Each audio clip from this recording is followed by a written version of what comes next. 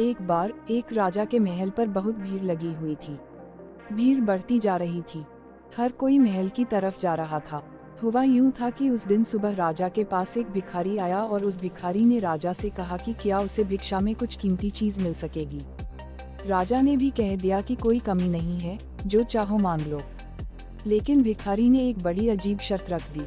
उसने कहा कि वह भिक्षा तभी लेता है जब यह आश्वासन मिल जाए कि उसका भिक्षा पात्र पूरा भर दिया जाएगा। भिक्षु ने यह भी कह दिया कि मैं अधूरा भिक्षा पात्र लेकर नहीं जाऊंगा, अगर यह वचन दोगे तो ही भिक्षा लूंगा।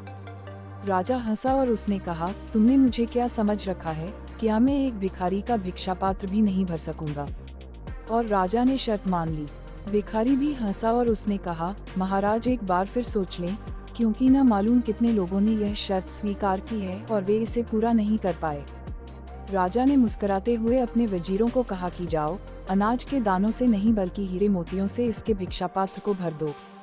भिखारी ने दोबारा टोकने की कोशिश करी, पर राजा ने वजीरों से कहा, समय बर्बाद मत करो, जाओ और उसके भिक्षा पात्र को हीरे मोतियों से भर दो। वजीर बहुत से हीरे मोती लेकर आया और उस भिखारी के भिक्षा पात्र में डाल दिए। भिक्षा पात्र में डालते ही वो हीरे मोती कहीं खो गए और भिक्षा पात्र खाली का खाली रहा। सुबह से दोपहर हो गई, लेकिन वो भिक्षा पात्र खाली का खाली ही रहा। राजा को समझ नहीं आ रहा था कि आखिर यह कैसा भिक्षा पात्र है। दोपहर से शाम हो गई, लेकिन वो भिक्षा पात्र अभी भी खाली था। आखिर में राजा भिखारी के पैरों पर गिर पड़ा और माफी मांगने लगा। राजा ने कहा, मैं माफी मांगता हूँ, बस आप इतना बता दें कि यह भिक्षा पात्र क्या है। क्या इसमें किसी तरह का जादू है या कोई और रहस्य। उस भिखारी ने बताया, ये ना तो कोई जादू है और ना कोई रहस्य।